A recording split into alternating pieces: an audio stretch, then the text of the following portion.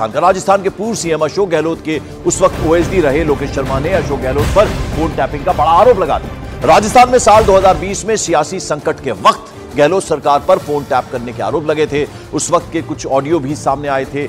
अब इसे लेकर गहलोत के ओएसडी रहे लोकेश शर्मा ने दावा किया कि अशोक गहलोत ने उन्हें एक पेन ड्राइव दिया जिसमें 3 ऑडियो क्लिप थी और उनमें एमएलएस की खरीद फरोख्त की बात थी और इस ऑडियो क्लिप को वायरल करने के लिए खुद अशोक गहलोत ने कहा था। उनके कहने पर ही लोकेश शर्मा ने यह ऑडियो क्लिप वायरल की थी। लोकेश शर्मा ने दावा कर दिया कि अशोक गहलोत ने 2020 में सचिन पायलट गुट के विधायकों के फोन टैप करवाए और यह साबित करने की कोशिश की कि कांग्रेस के विधायकों की खरीद फरोख्त हुई है। यह बड़ा आरोप लगा दिया लोकेश शर्मा ने उस वक्त सीएम रहे अशोक गहलोत। मुख्यमंत्री अशोक गहलोत ने इस पेन ड्राइव के जरिए मुझे ये सारी ऑडियो क्लिप्स दी और ये कहा कि मीडिया को आप सर्कुलेट कर दीजिए और मैंने वो काम किया।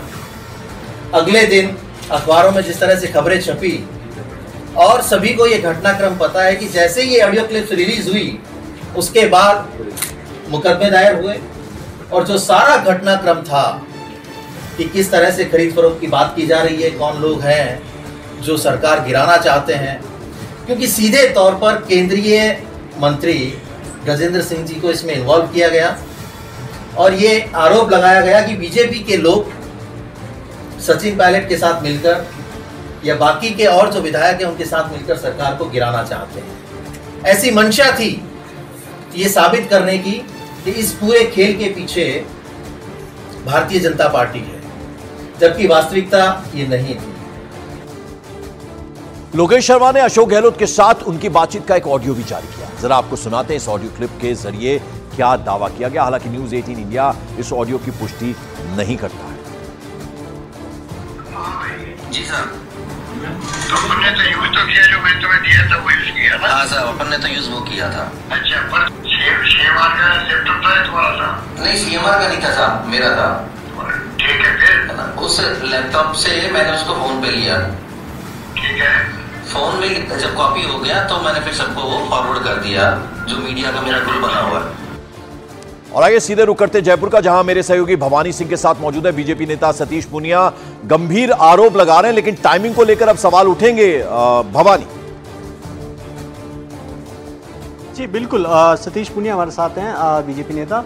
सतीश जी, अब आज वोटिंग होने वाली है कल और उससे पहले ये लोकेश शर्मा जो जिस तरीके से ऑडियो टेप जारी किए कि जो उस वक्त की जो फ़ोन टैपिंग के ऑडियो थे वो उन्होंने अशोक गहलोत ने दिए, क्या कहेंगे?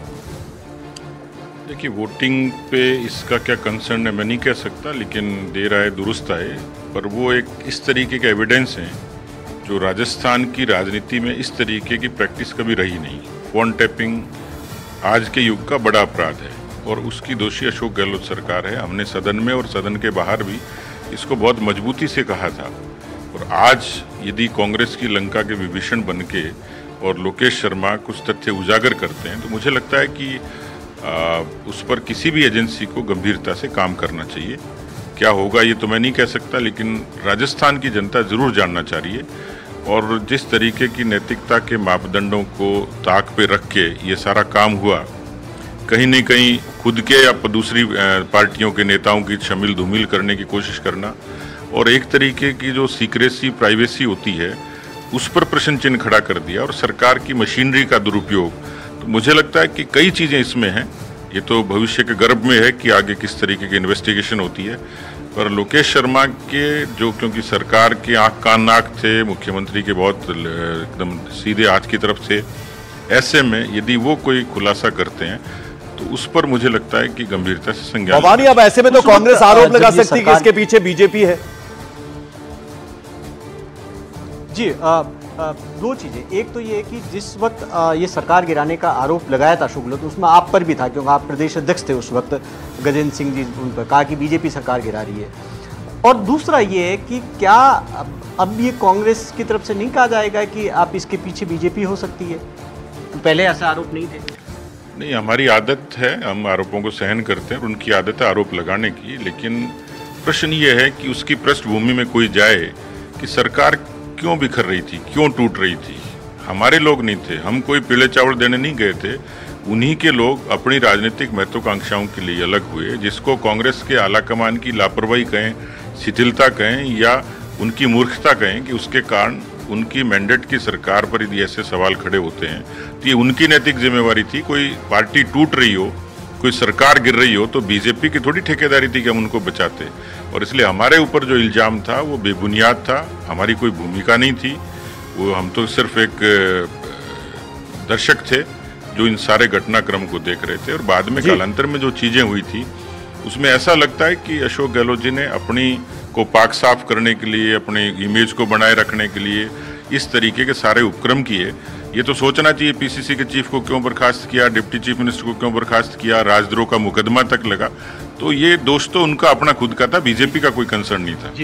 जी पंकज, अब दो चीज़ें बड़ी बात है जो सतीश पूनिया कह रहे हैं कि पूरा मसला ये कह रहे हैं कि जांच होनी चाहिए, राजस्थान में इनकी सरकार है तो उम्मीद, ये एक सवाल, क्योंकि राजस्थान में आप ही की सरकार है तो अब तो आपकी सरकार जांच कराएगी। देखिए, मैं सरकार का हिस्सा नहीं हूँ, लेकिन एक सामान्य कार्यकर्ता के नाते या एक नागरिक के नाते ये जरूर उत्कंठा है कि जो कुछ उन्होंने कहा है वो फैक्ट चेक जरूर होने चाहिए। जी ठीक भवानी। जी पंकज, चलिए, बहुत बहुत शुक्रिया हमारे साथ जुड़ने के लिए भवानी आपका। आगे बढ़ते हैं। कर्नाटक में लोकसभा चुनावों की वोटिंग से एक दिन पहले हुबल्ली की पीड़ित नेहा के परिजनों से सीएम सिद्धारमैया मुलाकात करने वाले हैं। आपको बता दें, इससे पहले कर्नाटक के सीएम सिद्धारमैया ने पीड़ित परिवार से फोन पर बातचीत की थी, जिसमें उन्होंने इस घटना को लेकर दुख भी जताया था और ये आश्वासन दिया था, ये एश्योरेंस दिया था कि जल्दी ही पीड़िता को और उनके परिवार वालों को इंसाफ मिलेगा, न्याय मिलेगा। सीएम से बातचीत और उनके आश्वासन के बाद सरकार से नाराज नेहा के पिता निरंजन हिरेमठ ने कहा था कि उनसे गलती हो गई है, वो सरकार और पुलिस से माफी मांगते हैं, वो सरकार के साथ खड़े हैं, गवर्नमेंट के साथ खड़े हैं। ये नेहा के पिता ने बाद में कहा था और आज सिद्धारमैया मुलाकात कर सकते हैं परिजनों से, जो खबर सामने आ रही है।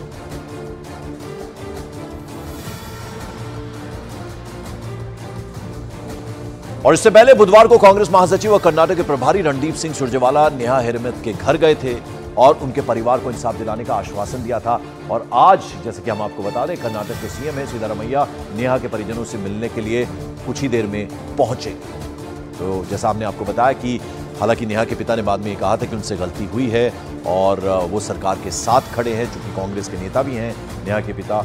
और अब जो खबर आ रही है वो ये है कि कल रणदीप सुरजेवाला मिले थे, तस्वीर में आप देख रहे हैं परिजनों से नेहा के, और आज अब से कुछ देर बाद जो खबर आ रही है वो ये कि सीएम सिद्धारमैया भी नेहा के परिजनों से